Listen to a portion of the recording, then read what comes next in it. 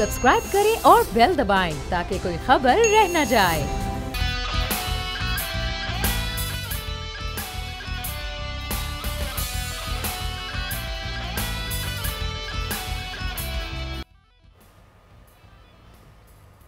अस्सलामुअलैकुम नाज़रीन, प्रोग्राम में आपको कहेंगे खुशामदीद। मैं हूँ महविश तबस्सुम और मेरे साथ मौजूद हैं बोल न्यूज़ के एडिटर इन चीफ नज़ीर लकारी साहब। नाज़रीन, पीडीएम में जो एक तल्ख एक चीज़ आई थी, आग लग गई थी जब यूसुफ रज़ा गिलानी साहब सेनेट में अपोजिशन लीडर बने। उसके बाद हमने देखा कि बड़े जुमले आए, बहुत ज़्यादा बयानात दिए गए मरीम नवाज शरीफ साहिबा की जानिब से। उसके बाद बिलावल भुट्टो जरदारी साहब के भी बयानात सामने आए। तो ऐसा लग रहा था कि पीडीएम में एक दरार सी पड़ गई है, लेकिन अब उस दरार को ख़त्म करने के लिए पीपल्स पार्टी की जानिब से भी और नून लीग की जानिब से भी ये मशवरा दिया गया है कि पीडीएम का सरबराही इजलास बुलाया जाए।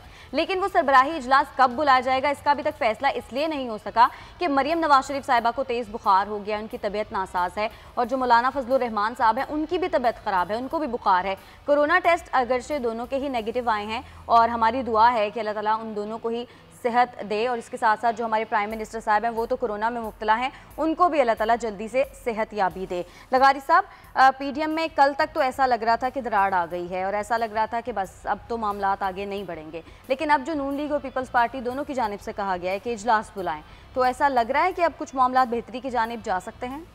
जाने चाहिए, हालात बेहतरी, गलतियाँ हुई हैं और मैं ये किसी एक फरीक पर नहीं थोपना चाहूँगा कि जो गलतियाँ हुई हैं वो किसकी जानिब से हुई हैं, लेकिन गलतियाँ हुई हैं, संगीन गलतियाँ हुई हैं।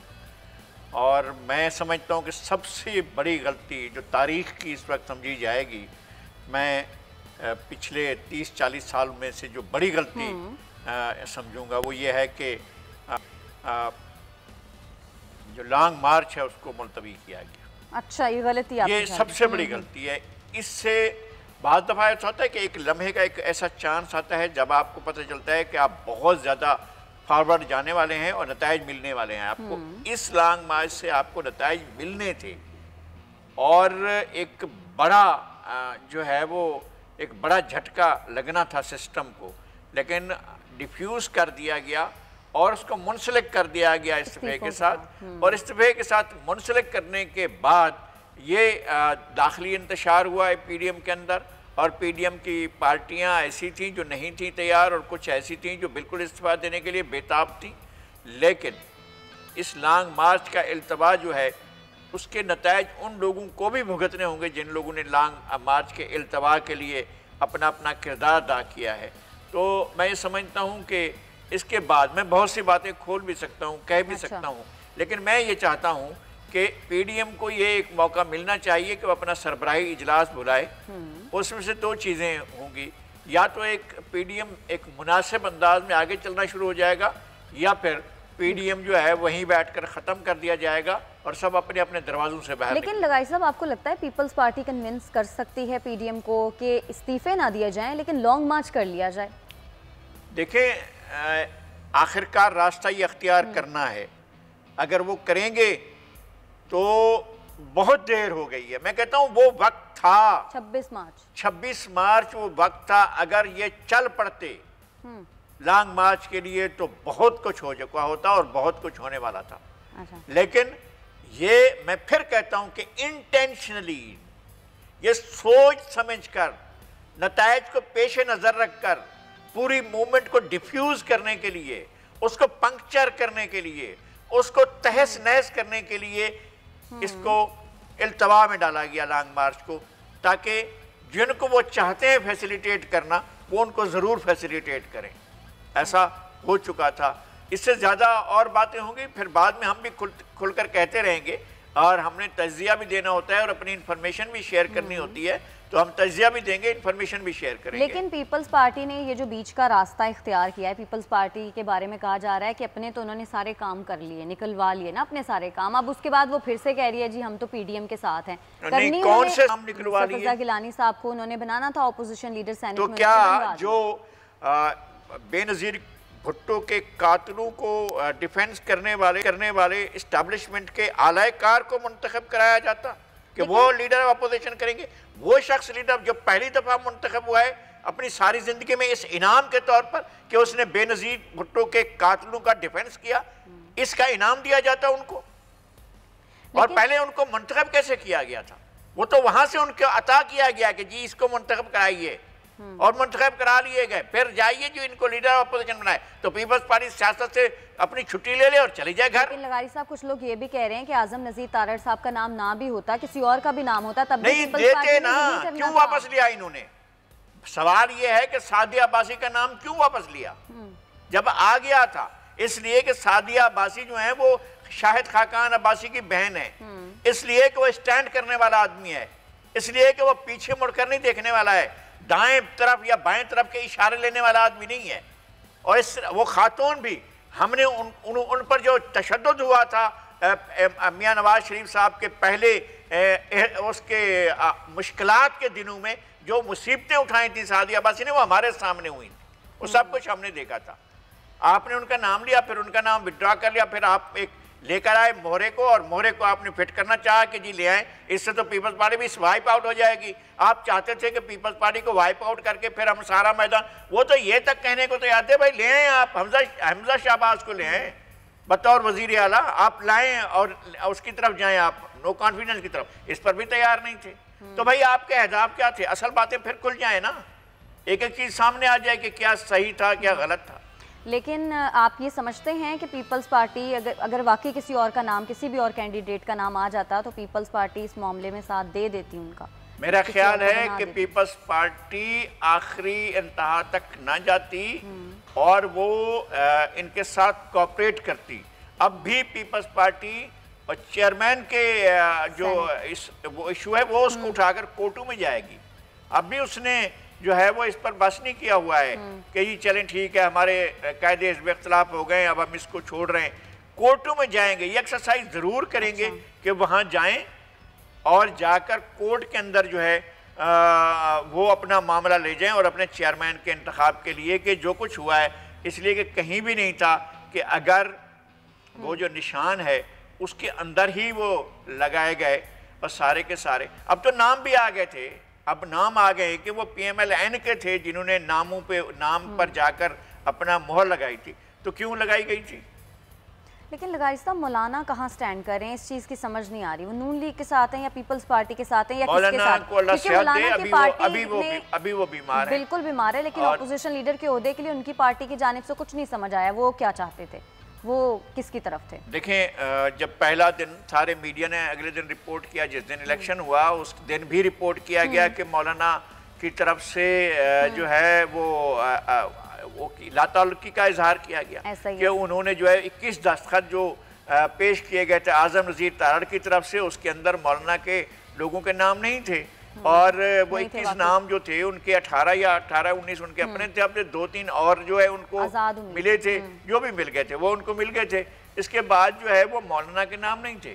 बाद में एक बड़ा कमाल का काम हुआ है। कमाल का काम ये हुआ कि एक कागज़ के ऊपर वो छाप दिया गया कि जनाब चेयरमैन सेनेट के नाम पर एक खत है कि हम जो है वो आजम नज़ीर तारड़ की हिमायत करते हैं, और नीचे 5 दस्तखत हैं, और उसके ऊपर जो है वह तारीख भी डली हुई है, कुछ 2-3 दिन पहले, इलेक्शन से 2-3 दिन पहले की तारीख डली हुई है मौलाना की पार्टी की तरफ से। ये हाँ ये कागज है, अब मैं आपको दे दूंगा, उस पर 5 सेनेटरों के दस्तखत भी हैं। लेकिन उस दिन जो है जब ये फैसला हो रहा था 26 तारीख को, तो उस वक्त वो कहाँ थे और वो कागज क्यों नहीं था उनके पास? उससे पहले हालांकि मौलाना ये बयान दे चुके थे कि ये डिसाइडेड था कि जो अपोजिशन लीडर उन्होंने उस वक्त क्यों नहीं किया? उस कागज पर, जिस कागज पर 21 दस्तखत थे, उनको आना चाहिए, उन कागज पर मौलाना के दस्तखत क्यों नहीं थे? और होते भी, अगर उनके भी 5 दस्तखत होते तो 26 ही होते ना, तो वो तो 30 तो उनके हो गए थे, वो भी तब भी ना होते। लेकिन ये तरीका क्या है कि आपने उस कागज पर दस्तखत नहीं किए और फिर लाताल्लुकी का ऐलान किया। सारे मीडिया ने कहा कि मौलाना और उनकी पार्टी लाताल्लुक रहे हैं इस सारे अमल से। फिर आपने वो एक कागज़ डाल दिया है सोशल मीडिया पर कि जनाब ये कागज़ देखो, इसमें जो है हमने तो अपनी राय दी हुई है। बिल्कुल। अच्छा लगारी साहब, हमजा शहबाज की ज़मानत तो हो गई, चौधरी मंजूर साहब ने दावा किया है शहबाज शरीफ साहब की ज़मानत भी होने वाली है, ख्वाजा आसिफ साहब ने भी ज़मानत के लिए दरख्वास्त दे दी है।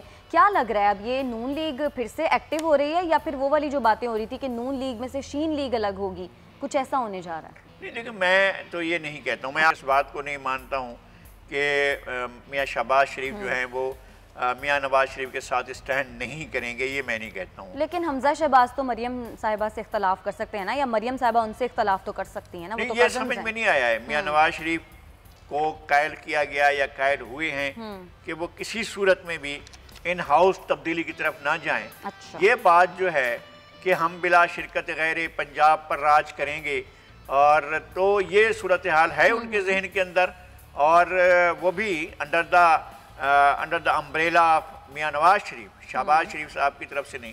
लेकिन शहबाज शरीफ के अंदर इतनी हिम्मत नहीं है कि वो नवाज शरीफ के नवाज शरीफ के खिलाफ उठें, ये हिम्मत ही नहीं है उनकी। लेकिन अगर जिस तरह से हमजा शहबाज और मरियम नवाज में एक कॉन्फ्लिक्ट आया था, उस वक्त तो नवाज शरीफ साहब ने मरियम नवाज को डांट दिया था, लेकिन आपको लगता है मुस्तकबिल में भी ऐसा कुछ हुआ? वो तो चाहते वही कुछ, हमजा ने भी वही कुछ कहा जो मियां नवाज शरीफ चाहते हैं। अच्छा। मियां नवाज शरीफ के मन की ख्वाहिश तो ये है कि अल्लाह करे कि सारी अपोजिशन की उनकी दीगर पार्टियां वो खुद ब खुद ख़त्म हो जाएं ताकि हमारा राज मुस्तहकम रहे। इसके अलावा और उनकी कोई ख्वाहिश नहीं है, उनकी ये ख्वाहिश है, और वो हर वो तरीका अख्तियार करने को तैयार है जिसके तहत दूसरी पार्टियों को वाइप आउट किया जा सके।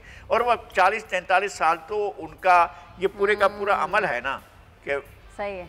लगाई साहब, ये जो नया पाकिस्तान हाउसिंग मंसूबे के तहत घरों की तकसीम के हवाले से इस मैराथन का एहतमाम किया गया है, लेकिन ये जो स्कीम है इस पर आप क्या कमेंट करेंगे? बस जी अल्लाह करे लोगों को कुछ मिले, इसलिए कि लोग तो बहुत बुरे हालात का शिकार हैं। लोगों की बेघरी इसलिए कि इन लोगों ने तो आते ही पहला काम तो यही किया था ना, लोगों को घर से बेघर करने वाला काम किया था। फिर लोगों के कारोबार नहीं है, लोगों का रोज़गार पाकिस्तान में जो है वो बहुत बड़ा मसला है। तनख्वाहें लोगों को जो है सरकारी महकमों में नहीं मिल रही हैं, कॉरपोरेशंस में नहीं मिल रही हैं, अथॉरिटीज़ में नहीं मिल रही हैं, सरकारी इदारों में नहीं मिल रही हैं, बड़े डिवीजन्स में नहीं मिल रही हैं। लोग इस वक्त तनख्वाहों के बहरान में हैं। घर मिलने से क्या ये सारे मसाइल हल हो जाएंगे? घर का एक मसला तो सबका है, और लेकिन ये एक चूँकि प्रोजेक्ट शुरू हो गया है और उसके कुछ अकराज और मकासद भी रखे गए होंगे। हम तो पहले भी कह रहे थे जनाब हम घर तो एक्सपोर्ट नहीं कर सकते। अगर लोगों के कारोबार कराए जाते, लोगों को ये कर्जा इस तरह दिया जाता, वो कल्चर नहीं पैदा करने चाहिए। हम ग्रामीण बैंक नहीं बना सके। हम जो यूनिस जैसा जो वो थे बांग्लादेश में जिसने एक्सपेरिमेंट किया था, वो हम एक्सपेरिमेंट नहीं कर सके। हम लोगों को रिलीफ देने का कोई काम नहीं कर सके। हमने सिर्फ 6,000, 8,000, 5,000 पीली टैक्सियाँ दे दी, हमने जो है वो काली टैक्सियाँ दे दी, हमने इस तरह का कोई काम कर लिया। और फिर बाद में मालूम हुआ कि वो गारंटीज भी ऐसी थी कि लोग पैसे नहीं दिए, लोगों ने किस्तें शार्ट हो गई, लोग चले गए छोड़कर। अब भी यही होगा, या लोग छोड़कर घर जाएंगे या आप उनके घरों को वापस ले लेंगे, भाई आप पैसे नहीं दे सकते, लाएँ या घर वापस करें। तो इस तरह के मसाइल भी हो सकते हैं। लेकिन हमारी दुआ है कि लोगों को घर मिलें और लोगों को कुछ तो मिले। पाकिस्तान के अंदर बहुत ज़्यादा मायूसी है लोगों के अंदर। लोग, सबसे बड़ा मसला ये है कि लोगों के पास खाने पीने की चीज़ें नहीं हैं, बहुत महंगाई है, बहुत शदीद सूरत हाल ख़राब है। अल्लाह करे कि बेहतरी हो। ठीक है, हमें ब्रेक लेनी है। हम ब्रेक से वापस आएंगे तो कुछ बात करेंगे। स्टेट बैंक की खुद मुख्तारी के लिए तरमीमी एक्ट का मुसवदा तैयार कर लिया गया है और इस पर पीपल्स पार्टी की जानिब से सख्त एतराज़ उठाया गया है। इस पर बात करेंगे, साथ रहिएगा।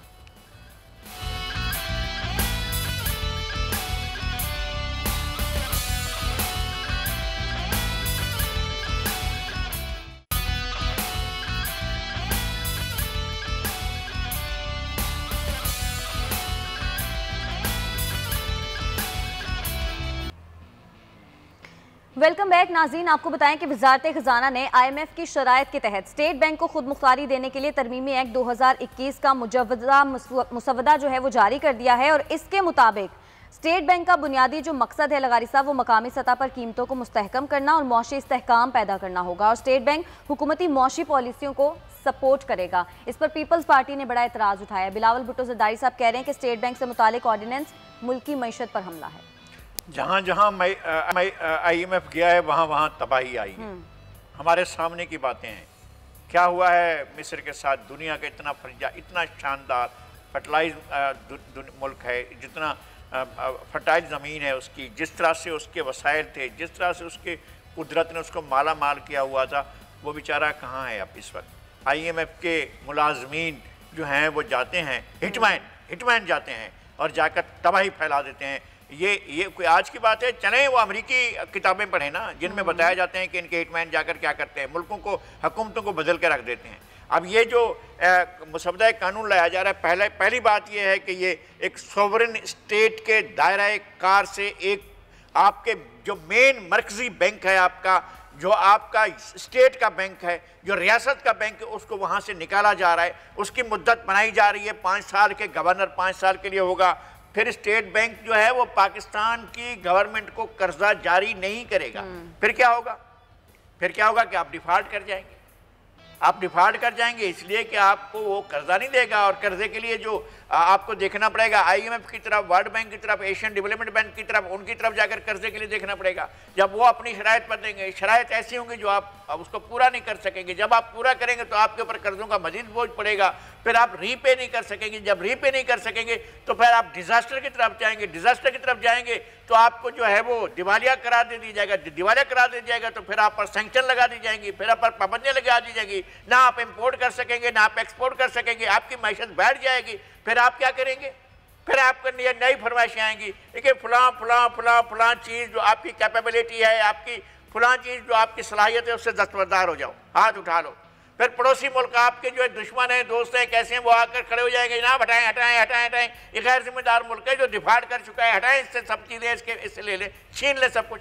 अब फिर आपसे सब कुछ छीना जाएगा। फिर आप कहाँ खड़े होंगे? अंधेरे में, एक खतरनाक सूरत हाल में। इस बिल के पास होने का मतलब यह है कि आप अपने आप को डिफॉल्ट करने के बाद एक फेल स्टेट की तरफ जा रहे हैं। ये मेरा एक संगीन किस्म का खदशा है कि आप जा रहे हैं फेल स्टेट होने की तरफ। फिर आपको कोई रास्ता नहीं मिलेगा, ना आपके साथ कोई इंपोर्ट एक्सपोर्ट करेगा। आप तो वैसे ही इशारे के इंतजार में रहते हैं कि जनाब हमें इशारा आए तो हम ये काम करेंगे। ईरान के साथ हमने गैस पाइपलाइन बिछाई थी, मेरे सामने कहा था और सवाल किया था, मैंने बात की थी, इनकी काबीना का इजलास होगा जनाब नवाज शरीफ साहब की, उन्होंने पूछा था शाहिद खाकान अब्बासी वजीर पेट्रोलियम से कि जनाब हम क्या ये सूरत हाल, उन्होंने जी ईरान पर तो पाबंदियां हैं, सैंक्शंस हैं, हम ईरान के साथ ये तो डील नहीं पूरी कर सकते हैं, ये हमारे मसाइल। तो हमारे लोग तो खुद इंतजार में रहते हैं कि सैंक्शंस आएँ और हम आराम करके बैठ जाएं, पड़ोसी के साथ हालात करके। यानी चीन और इंडिया का 15 अरब से लेकर 20 अरब डॉलर की बायलैटरल ट्रेड हो रही है, और हमने जो $500 भी नहीं करते हैं। हमारी जो है वो इतनी भी नहीं है कि हम कोई 5 करोड़ की भी हम उनके साथ बैठकर जो है 50 करोड़ की भी हम करते हो, ऐसा भी नहीं है। हमारी दो तरफा ट्रेड जो है चीन के साथ भी, हमारी ईरान के साथ ऐसी नहीं है, अफगानिस्तान के साथ ऐसी नहीं है, इंडिया के साथ ऐसी नहीं है, हमारी तुर्की के साथ ऐसी नहीं। हमारे जो बड़े बड़े अजीज तरीन, दिल से, जान से, जिगर से जो प्यारे मुल्क है, वो उनके साथ भी हमारी इतनी ट्रेड नहीं है जो इतनी इंडिया की है। इंडिया की ट्रेड का आधा भी नहीं है। हमने पाकिस्तान को यूं रखा हुआ है कि क्या करना है भाई, ये हम इस मुल्क को रख कर बैठे हुए हैं, कोई है यहाँ पर ग्राहक? तो इस तरह की सूरत हाल में तो आप मुल्क नहीं चला सकते। तो ये मुल्क हमारा मुल्क है, इस सरजमीन के लोग हम हैं, हम इस मुल्क के मालिक हैं, हम इस मुल्क के अंदर रहते हैं। क्या हुकूमतें जो है वो डिक्टेशन लेकर कानून साजी करेंगी? और इदारों को पहले क्या किया था आपने? ये जो अथॉरिटीज बनाई हैं वो तो आपके कंट्रोल में नहीं है। वो ओगरा वाला बोलता है कि जी हम पेट्रोल की दुनिया में घट रही होती है, ओगरा वाला कहता है कि हम बढ़ा रहे हैं। फिर उसके बाद आपका आ गया नेपरा वाला, वो अपने तरह करता है। फिर आपका आ गया वो जो बिजली के बिल बढ़ाता है, जो फिर गैस के बिल बढ़ाने वाले आ जाते हैं। आपके रोजाना वहां से फरमाइश आती है। ये इदारे काम करते हैं आलमी मालियाती इदारों के मातहत होकर, और आपको जो है चूना लगाते रहते हैं। सिर्फ हुक्मरान खुश रहते हैं कि हुक्मरानों को इजाजत होती है लूट मार करो। ये पाकिस्तान इतना बड़ा मुल्क है, इसमें लूटने मारने से कुछ नहीं होता है। वो लूट मार करते हैं सारे के सारे, और अब से पाकिस्तान तब से लेकर अब तक जो है लूट मार का एक मरकज बना हुआ है, और जो जहां बैठा हुआ है लूट मार में लगा हुआ है। कोई पूछने वाला नहीं है कि कानून क्या है यार, आइन क्या है। नहीं, ऐसा नहीं है, कोई पूछने वाला नहीं है। लगारी साहब, कल जो हमने खबर की थी सट्टा माफिया वाली, उसमें 7 मुल्जिमान को गिरफ्तार FIA की जानिब से। मुझे बताएं जिन बड़े लोगों के नाम थे उनमें से किसी की गिरफ्तारी की खबर दें आप। फिर बताएं, मुझसे बात करेंगे कि किसी बड़े आदमी को गिरफ्तार किया गया। नहीं कर सकते हैं ये, वो छोटे छोटे लोगों। हाँ तो ठीक है, छोटे लोगों को आप जाकर पकड़े, बाहर निकले, कोई भी रास्ते में आपको मिल जाए उसको पकड़ लें। जाए ना उनको पकड़े जो माफिया के बादशाह है। आप निकाल देते हैं उनकी, खराब कर खराब नहीं थी, उनने चोरी की है मुल्क के खजाने की, जिनको आपने कल परसों निकाला है। तो आप उसको गिरफ्तार करें ना, वापस निकलवाए ना, उससे 1 खरब से ज्यादा का जो डाका पड़ा है उसके ऊपर वो निकाले ना सारे का सारा। अब आप बैठकर जनाब कहते हैं कि जी हमने बड़ी कार्रवाई की, हमने उठाकर निकाल दिया उसको। भाई निकाल कर आपने कौन सा काम किया? वो तो एक मिनिस्टर को प्रेस कॉन्फ्रेंस करनी पड़ी, और प्रेस कॉन्फ्रेंस करके कहना पड़ा भाई इसको निकालो वरना पाकिस्तान बैठ रहा है, हम डूब रहे हैं। तो बेचारे ने बैठकर जहाज सिंक करने का बताया कि जहाज सिंक कर रहा है, आप जो है मेहरबानी करें इसको हटाएं। वो हटाया गया उसको। भाई हटाया क्यों रहे हो? उससे पूछो से 1.25 खरब 1.5 खरब का आपने मुल्क को नुकसान पहुंचाया है, अपनी जेब में रखे हैं पैसे। तहकीकात होंगी ना, जाहिर है भाई तहकीकात आपसे पहले बाकी लोगों की तहकीकात बाद में करेंगे। अभी तक खुर्शीद शाह की हो रही है, 2 साल हो रहा है।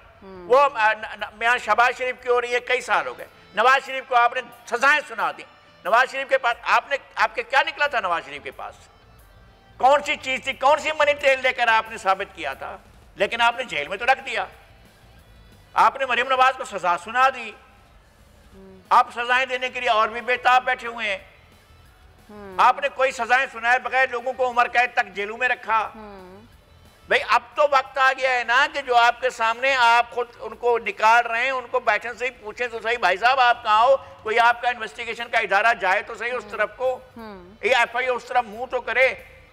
मोहतरम डॉक्टर रिजवान साहब की कल हम तारीफें कर रहे थे, वो जाए तो सही हथकड़ियां लेकर उस तरफ को, जिनने चीनी की पूरी अरबों रुपए और खरबों रुपए लूट कर खा गए पाकिस्तान के। नाम सामने आ भी जाएं तो उसके तो बाद कुछ नहीं होता। कार्रवाई क्या है? हम कार्रवाई कर रहे थे, हम इन्वेस्टिगेशन, री इन्वेस्टिगेशन, री इंक्वायरी, री इन्वेस्टिगेशन और कार्रवाई पे कार्रवाई, इंक्वायरी कार्रवाई, कागज काले हो रहे हैं और कौम तालियां बजाओ भाई सारे के सारे। हम बड़ा काम कर रहे हैं। हमारी सब सालों से देख रहे हैं, कोई भी वाकया होता है, कोई भी चीज होती है, पता चलता है कमेटी बन गई, इंक्वायरी हो रही है, उसके बाद कुछ भी नहीं होता।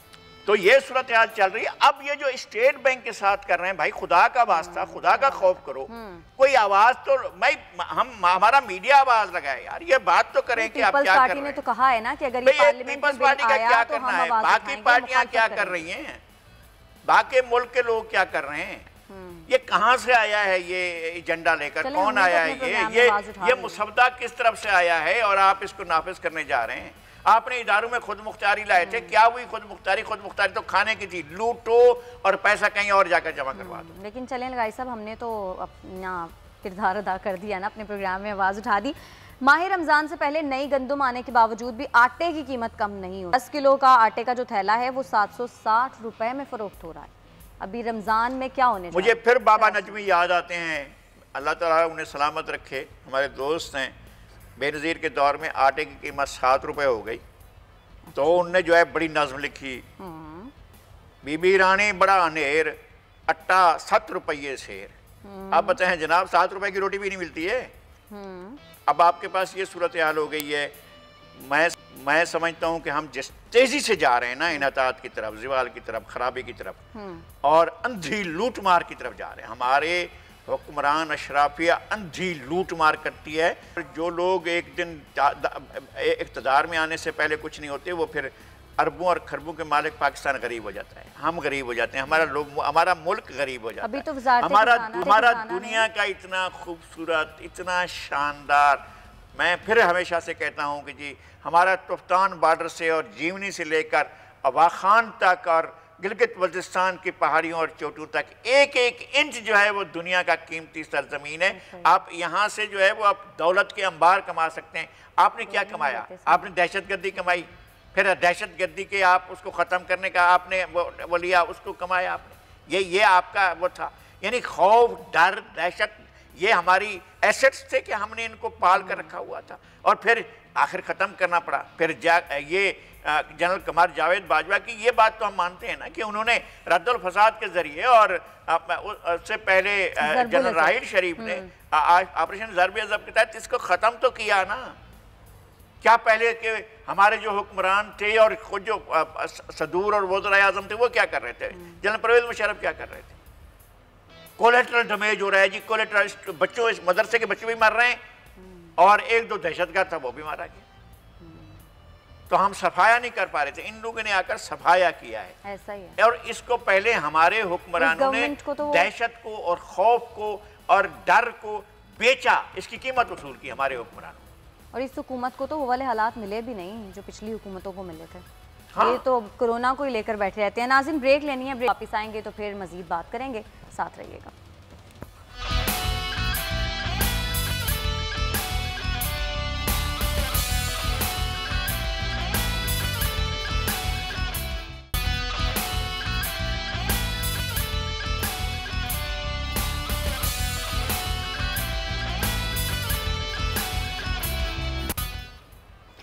नाज़रीन, मुल्क में आए रोज़ सैकड़ों अफराद ट्रैफिक हादसात में अपनी जान गंवा बैठते हैं और इसकी एक बड़ी वजह जो है वो कम उम्र में गाड़ी चलाना है। लेकिन हमारे जो कानून बनाने वाले हैं वो खुद ही कानून तोड़ते हैं। हमारे पास एक वीडियो है जो कि सोशल मीडिया पर आजकल काफ़ी वायरल हुई है। वफाकी वज़ीर अली अमीन गंडापुर एक छोटे से बच्चे को गाड़ी चलाना सिखा रहे हैं। ये आप वीडियो भी देख सकते हैं। अभी तक ये नहीं मालूम हो सका कि अली अमीन गंडापुर साहब का इस बच्चे से रिश्ता क्या है, लेकिन ये इतना छोटा बच्चा है और ये गाड़ी चला रहा है। लगाई साहब, कमाल है। ये देखें किस तरह से पाकिस्तान के वफाकी वजीर हैं जिन पर जिम्मेदारी लगती है, जो कस्टोडियन हैं कानून के, जो रखवाले हैं कानून के, जिनने कानून की सबसे ज़्यादा पासदारी करनी है, वो ये कर रहे हैं। जो हम देख रहे हैं कि किस तरह से वो एक बच्चे से, कम सिन बच्चे से, वो देखें मुश्किल से कोई 4-5 साल का बच्चा है, उसको गोद में उठाया हुआ है, उससे गाड़ी चलवा रहे हैं और स्टीयरिंग को वो कंट्रोल कर रहा है। तो अब आप क्या चाहते हैं इस मुल्क के अंदर? क्या ये दुनिया के किसी भी महज़ब मुल्क में ऐसा हो सकता है?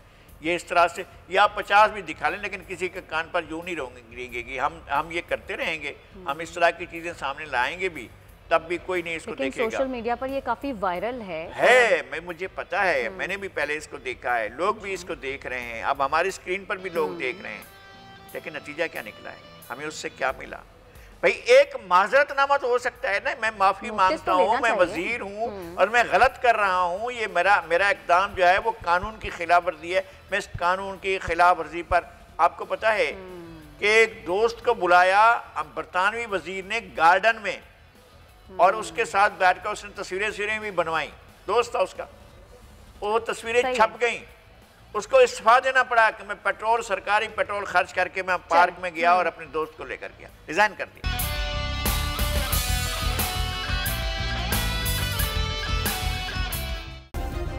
सब्सक्राइब करें और बेल दबाएं ताकि कोई खबर रह न जाए।